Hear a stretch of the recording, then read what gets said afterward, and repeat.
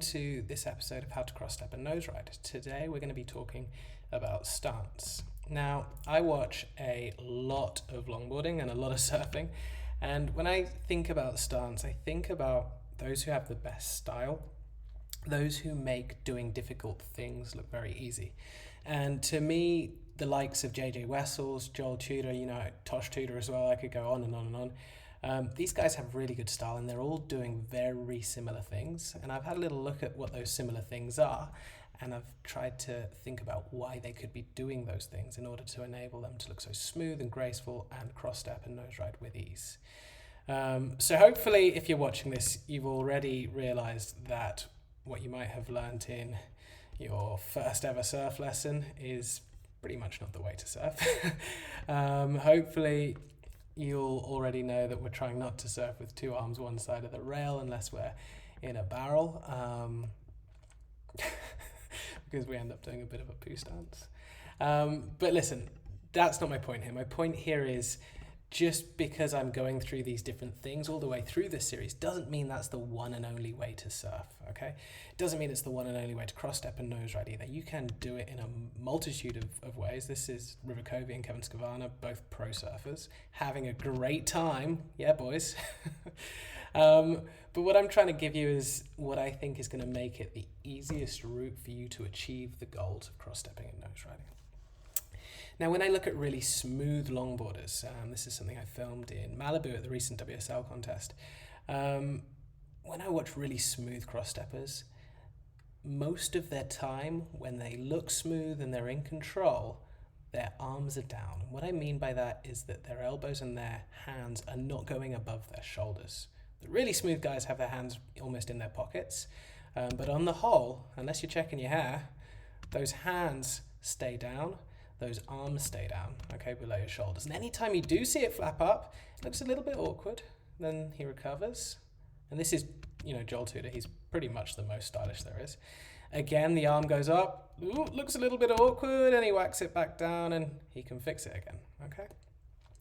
So we want to try and keep our arms down. And why is everyone keeping their arms down? Because if you've ever had a slacklining lesson, they teach you to keep your arms up and keep them out to the sides. Well, my idea here is the parameter of this piece of rope he's walking on is tiny, okay? And his body is, without question, no matter what he does, going to leave the parameter of the slackline, right? So he's going to go outside of it. What he can do is fully extend and from there do a bit of balancing, okay? And use his arms to kind of put weight to the left, put weight to the right. When we're surfing, especially when we're surfing on a big old, God, this gives me anxiety. But when we're on a big old longboard, and this clip is not to prove the point that I'm making, but this clip is just to give you a nice frontal view. This is actually cross stepping out of trim, which is something that none of this series has been about, because he's cross stepping facing towards the nose here. This is Tommy Witt. But what you can see clearly here is if he wanted to, by putting these arms down and in, he could put them inside, okay, the width. Sorry, I didn't mean to make that look bigger, just to prove my point. But he can put his arms inside, okay, and he can then start focusing moving his weight or applying pressure with his toes and his heels instead of trying to put his arms over one side or the other. We do that when we're nose riding, and I'll leave that for a further episode. That's slightly more complicated than what we're talking about right now, and slightly more difficult degree of surfing than what we're talking about at the moment. But for the moment, when we're just learning to cross step and nose ride in trim, we want to try and keep those arms down and keep them inside our surfboard so that we then force ourselves to focus on moving our weight by applying pressure to our toes or by moving our heels to the inside rail if we're going backside. So hopefully everyone's watched the prior 3 episodes and all of this is making sense. If you haven't, please do watch those first, because otherwise a lot of this might not make sense. So what I'm trying to do when I'm cross-stepping is I'm trying to keep my arms down, okay? I'm trying to keep them below my shoulders. Okay, a little bit wobbly. See that arm sliding up there? So I think I reset here. And then I'll just pause it here, just to give you a bit of a stance refresher from the last one. When I'm going backside, I'll try and open my front foot out 45 degrees, so you can just about see it there. Okay, toes are pointing that way. And I'll try and bring my left arm, or my left hand even, as far around as I can. If you go back to that clip of Joel Tudor, he does a really good job of bringing his left hand forward, opening his chest so he can rotate around and face more towards where he wants to walk through and where he wants to nose ride. Okay, so it's enabling me to rotate up here. So a couple of backside things that are slightly different to frontside things there. So, keeping your arms down sounds super easy. Well, all of you that I've coached before know that it is definitely not easy. I know for sure that it is definitely not easy to do. But there are a couple of tips that I've picked up along the way that will help to do that technique, okay? When I was surfing with Tommy, this is from a trip he made down here to Nosara, he advised one of my students to try and lift their shoulders up. Again, go back to that clip of Joel Tudor. When he lost balance, the first thing he did was suck his shoulders up towards his ears, okay? If you pick up your shoulders and pull them towards your ears and then try and lift up your arms, you're going to feel a lot of restriction. Okay, so that's a really good tip that I picked up along the way in order to help keep your arms at least below your shoulders. One of the most unreal surfers I've surfed with. He can do incredible things on a wave. Oh, Eric, you made the cut. So, you can pick up your shoulders, that's one thing. Another thing, this is pretty much my favorite way to try and get people to keep their hands down, is you can have your thumbs facing inwards. Okay, let me say that again. You can have your thumbs facing inwards. Now I want to just get everybody moving for a little second. Everyone stand up and on your feet and point your thumbs into your body, or point your palms behind you when your hands are by your side, and try and raise your hands above your head. Okay, you're gonna get to about shoulder height and it won't go any further. Okay, so thumbs in towards your body, palms facing out the back of you, just like Coach Harrison here, is going to help you keep those arms down, and he looks super smooth. In fact, I'm going to use some more clips of him in the final episode. Very, very smooth style. If you have your thumbs pointing outwards and your palms facing forwards, you can touch your hands above your head. Okay, so Delilah's working on keeping her hands down at the moment. We haven't yet managed to do the palms, but she is keeping her hands down, but this is what she risks. Okay, if those thumbs are pointing up, those palms are facing forwards, great facials, Delilah, we risk those arms flapping up and over, but she's really working hard on this at the moment. I'm so proud of her, keeping those arms down. So a nice little comparison there of how those arms just flap up a little bit more when your palms are forwards and your thumbs are up, versus Harrison on the prior one.